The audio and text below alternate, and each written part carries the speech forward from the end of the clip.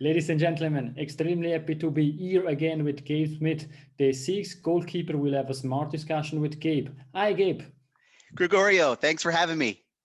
It's a great pleasure to have you on my side. And it's really somebody from the CXPA, the Customer Experience Professional Associations, here with me. And we are going to discuss a bit what it's doing, the Customer Experience Professional Association and so on. But let's start really with the important thing. Could you please introduce yourself, Gabe? Absolutely. I am Gabe Smith, CCXP. I am the content manager for the Customer Experience Professionals Association. And in my role, my job is to create and curate content that is going to help CX professionals around the world move their careers forward, as well as move the discipline of CX forward within their organizations. I would say the best job, helping other people to grow. What for a mission that you have. That's really, I'm really delighted to have you here. Absolutely. Thank you. Thank you very much, Gabe. But let's really start and deep dive in our discussion. For me, it's clear what the CXPA is and CCXP means, because I am a CCXP and I am also part of this, let's say, great community. Let's start with explaining what is the CXPA. Yeah, the CXPA is an association comprised of members around the globe. We have over 4,000 members in more than 70 countries globally. The mission of the CXPA is really to support CX professionals to share, learn, inspire, and grow throughout their entire career, and with an ultimate vision of creating exceptional outcomes that are inspired by empowered CX professionals. So that's everything that we do, every bit of content that we create, every LinkedIn live broadcast, every blog post, everything that we do on our website is really in service to that mission and that vision. Thank you, Gabe. I think that's really, really interesting. And if somebody goes to the CXPA webpage, these are the two information that are there, the mission and the vision. And I think Yeah. that's really interesting. How big is this organization? Yeah, so we have 8 professional staff, and then we have, so those are those of us, some of us are in Minneapolis, Minnesota in the US. We have staff in Ohio, South Carolina, and Florida as well. So we're a geographically dispersed, small but mighty staff team led by our CEO, Greg Melia, CAE. We also have Derek Iverson and Molly Perrin, who are membership community managers. We have Joy Wedge in marketing. We have Adrian Bryant, who runs our CCXP program. And some great staff, Blealy, supporting us as well. So we're a small staff team, but the real lifeblood of the organization is in the volunteers. So the volunteers who run our local CXPA networks. So we have local networks throughout the globe. So if someone wants to get involved and meet professionals who are right there in their geographic area, or who share a special affinity. So we have B2B groups, communities that people can join on our website. So it's really, there's something for everyone who wants to be involved with CXPA. Okay, and it's something that you can share with us, with the audience. How many associate or participants do the CXPA as in this community? Yeah. So we have over 4,000 global members. In addition to that, we have over 70,000 followers on social media and over 40,000 followers on LinkedIn. So LinkedIn is quickly kind of becoming an extension of the CXPA community and a way for people to meet us and to hear from us and to get involved. And I think it makes also completely sense to be on LinkedIn, because on LinkedIn we are sharing business relationship, and there you have all the experts about this topic and on this topic, and therefore it's clear to be there. I'm also part of this great community. I see the quality of the content that it's shared, and I think that's really, really key. Perhaps Please go ahead. Yeah, no, it's such a great way to reach people who have an affinity for CX, and it's not always just a CX professional. It's the people who, are in customer service or customer success or some operational role who maybe are interested in CX as a career path or who want to learn more. And so the LinkedIn is a great channel to reach those folks as well. Sure, and I think if we really look at on what happened on the market, all the changes also with COVID, it's really important to think about customer experience. Perhaps before we go to the exam that everybody's thinking about as nightmare about it and so on, uh, could you please share with us what's your daily job? How are you able to create such great content? We had also one discussion some months ago about one interview for the CXPA blog. And perhaps could you please share how you select people? What's your daily job? Yeah, absolutely. So I get to play in a lot of different sandboxes. And what I mean by that is, sometimes the content medium is the blog. So I'm doing some writing, writing member profiles. I'm interviewing fascinating CX professionals like yourself, Gregorio, to better understand, what brought you into the CX space, what propels you forward, what are you trying to learn. So I do a lot of profiling of CXPA members, written profiles.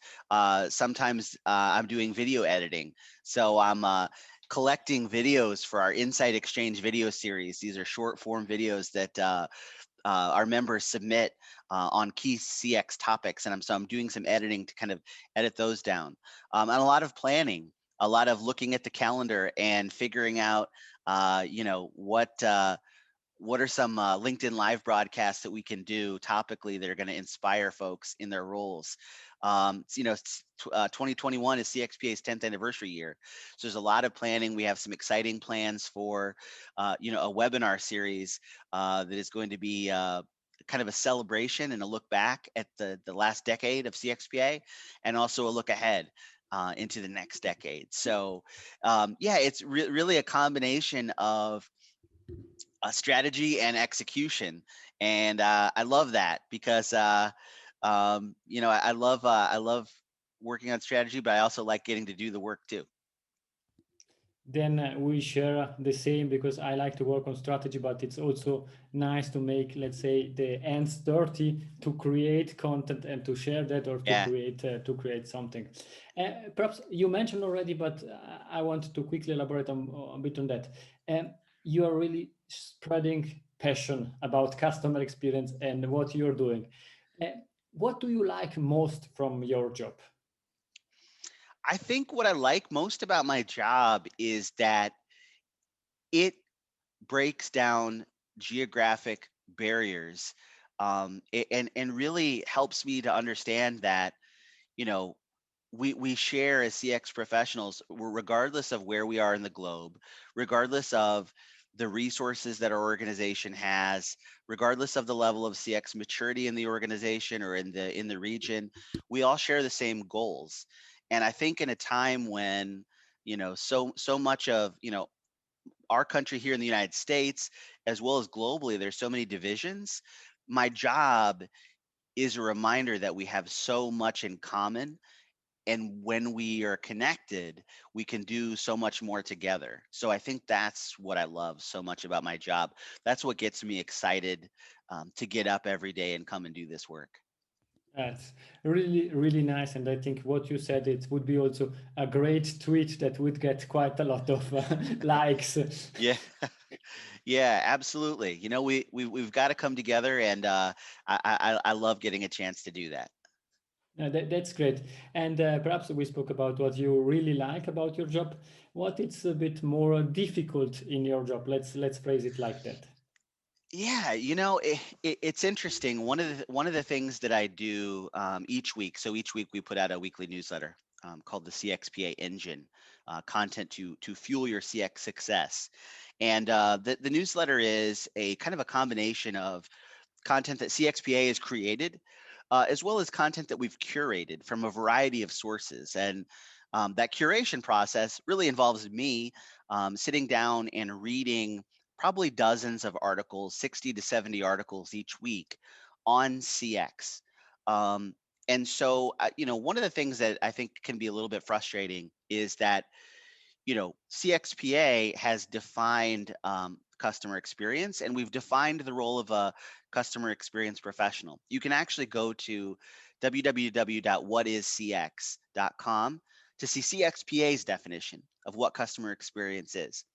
But what I see when I read through a lot of these articles is there's still an effort by some to define customer experience in ways that are unique to the newest software platform or technology. And so I'm always seeing brand new acronyms for customer experience concepts that uh, I'm not sure serve CX professionals in the best way. And so just sort of cutting through all the noise that can be out there and really drilling down into the idea that, a CX professional is a catalyst who enhances an organization's results by understanding, designing, and improving experiences across the entire customer relationship, and letting the focus of CX be on making sure that your organization hires outstanding CX professionals,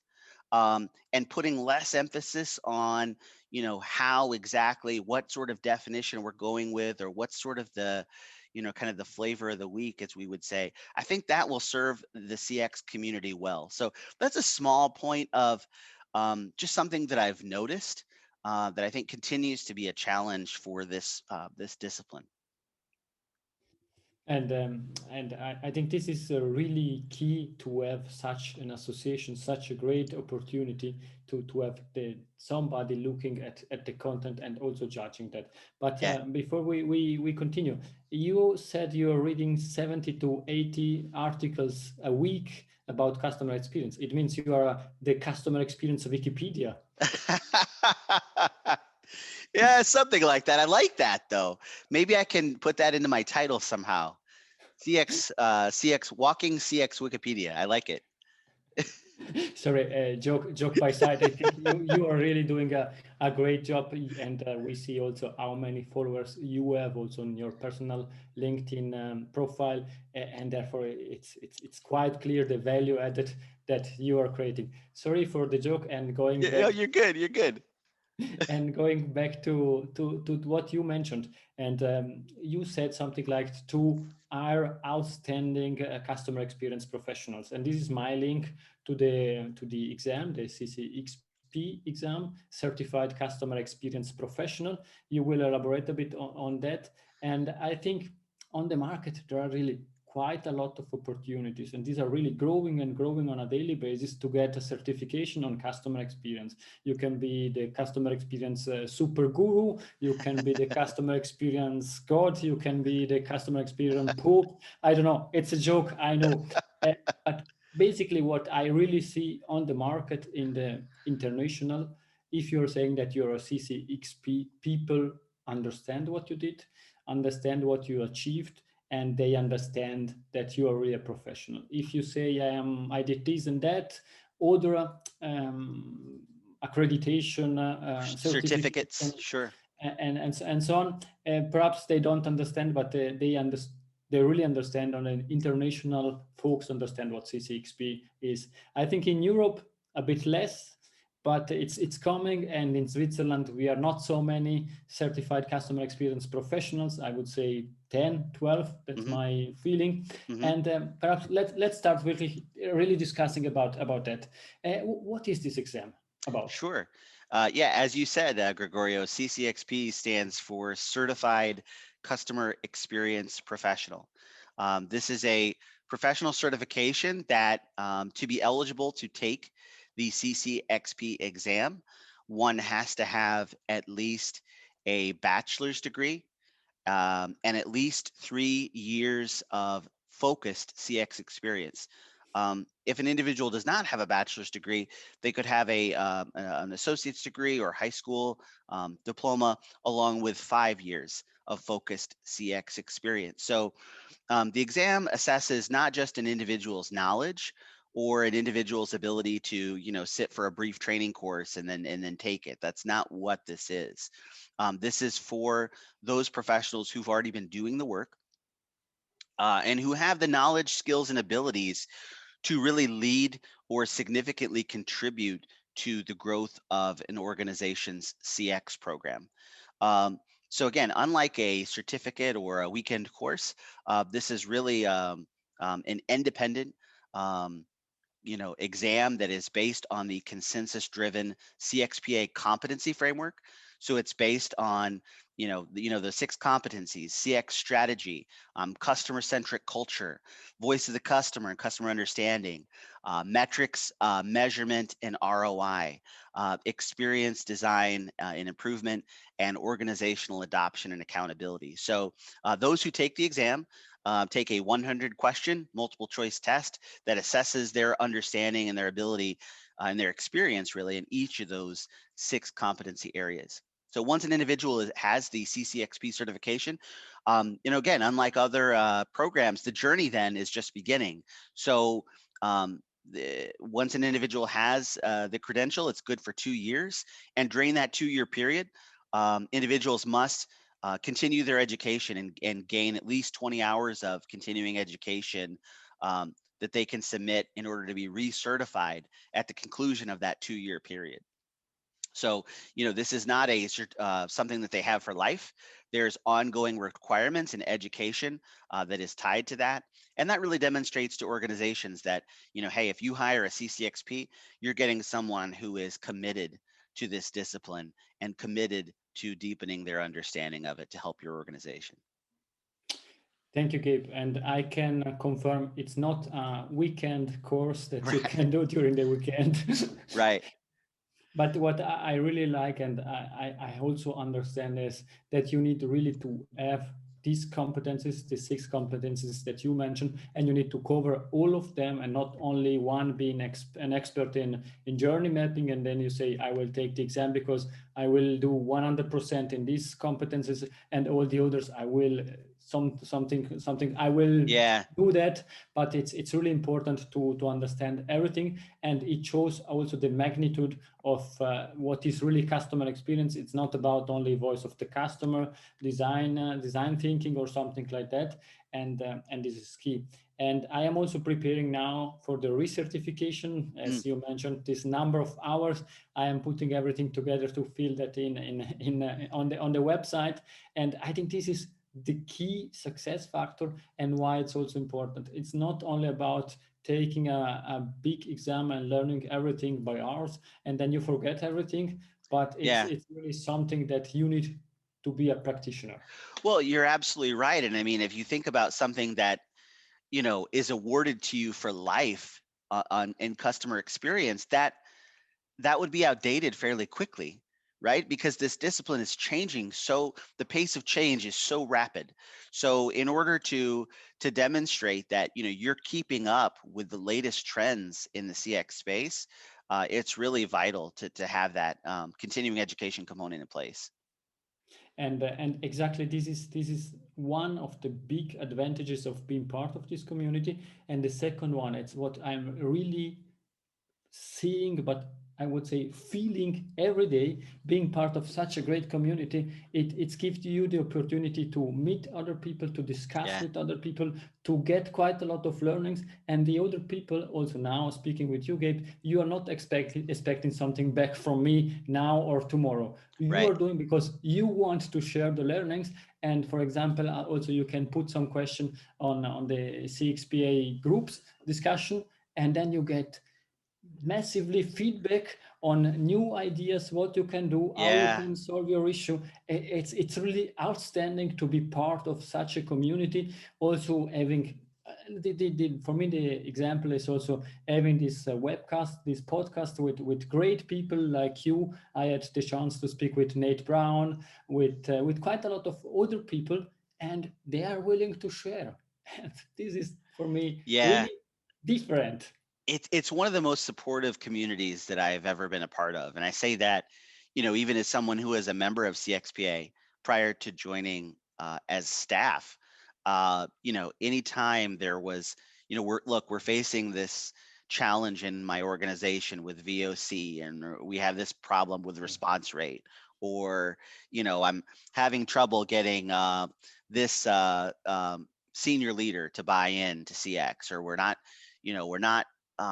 gelling with this particular group over here. How has anyone else dealt with that? And just getting those responses, like you said, there's no withholding of information. People are more than willing to help, and I think that's such a great part of the work that Yes. we do here. Yes, I fully agree. And I think this is also the best way to conclude the first part of this discussion. Now it's time to learn a bit more about you, Gabe. And perhaps I ask always similar questions. The first question is: we are during COVID. It's pandemic. It's quite difficult time. How are you balancing your life work balance? Yeah, it's really hard, right? I mean, you have a family as well, and Yes. so my family right now is upstairs. I'm in my basement. This is why you got the virtual background going here. But my wife and my 5-year-old daughter and my 4-month-old daughter are upstairs, and so getting used to frequent interruptions, that's the norm now, and we all have to give each other some grace for those kinds of things. In some ways, I feel like, COVID has really allowed us to see one another and see the common humanity that we share and the common challenges that we're going through related to this reality. So, I make it a point to go upstairs frequently, hold my baby, give her a lot of love, and that kind of keeps me grounded because I love my job, but I love my family more. So, that's how I always think about that equation of balance. And I can only say that I fully agree with what you're saying. That's exactly also my view on that. I really love my job. I really like to work hard, but at some point in time, it's time also to go out from this room to be with my family. And Yep. what I really enjoy is also, for example, to having lunch together with my family. Yes, Eh, absolutely. It's a blessing, right? Correct. Yes, that's it's really it's value added in my life, and I like it really very much. Yeah. Uh, the next question, and you are quite exposed, therefore I will phrase my question in a properly way. I always ask about what's the book that you're reading or that you want to suggest to the audience. And in this case, I'm not speaking about you should advertise the book of one person or from the other person, Sure. but about the book that you say, this is something that I would like to suggest to one of my best friends. Sure. Yeah. No, this is a great question. The CXPA team right now is actually reading a book together, and it's called Leading Without Authority. And it's by, I believe the author's name is Keith Ferrazzi. And it is really about how to create what the author calls co-elevating relationships to drive your business performance. Um, and essentially, the kind of the thesis of the book is that the old work rules of top-down authority no longer work, and that to drive change and to drive success and to really be agile, you have to co-elevate with your coworkers, and that involves conscious efforts um, to praise and elevate, but also to have a high degree of trust within your team. And so the book is all about strategies for how to achieve that. And so I've been thinking a lot about it because there's this is all about what CX professionals try to do, right? We try Yes. to work across functions in an organization to make sure that everyone achieves success for the customer. And so just been thinking about how applicable it is to the CX world. So any CX professional who's listening would definitely encourage you to pick up this book. uh, Motivating people, engaging with people, empowering people Yeah, is one of the key success factor of customer experience strategy, customer experience transformation. absolutely. And perhaps my last question, and this is the gold nugget. Gabe, we had really a great discussion. Do you want to share your last gold nugget with us? It's something that you already mentioned or something new that you want to leave to the audience? Yeah, no, absolutely. I would say, so before I joined CXPA, a little bit about my background, and why I have the CCXP. Before joining CXPA, I was a CX consultant, an internal consultant for the American Cancer Society. So the American Cancer Society is here in the United States the largest non-governmental funder of cancer research. And so, you know, they, I should say now, had fundraising events that primarily the funding came from individuals, small donors. Very small percentage of the organization's funding came from government. And so we had fundraising events, and then those fundraising events funded cancer research as well as patient programs that improve the quality of life for cancer patients and their families.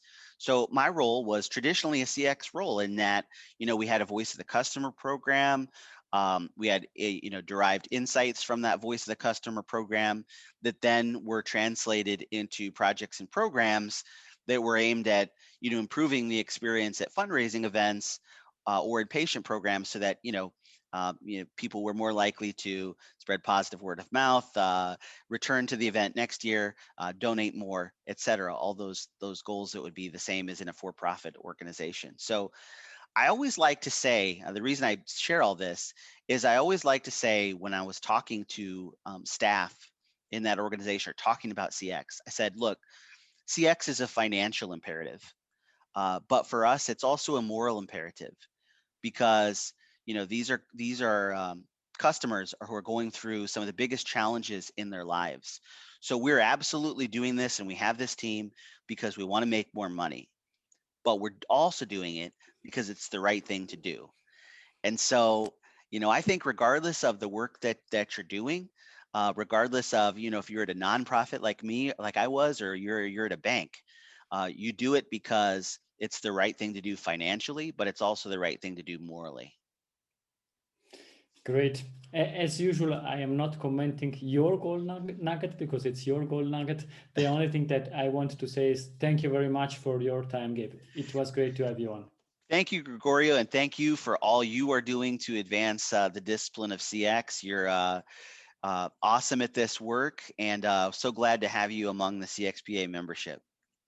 Thank you very much, Gabe, and also thank you to the audience. It was great to have you here with us, and I hope that you enjoyed this discussion as I enjoyed it. Thank you very much, and have a nice day. Bye-bye. Take care.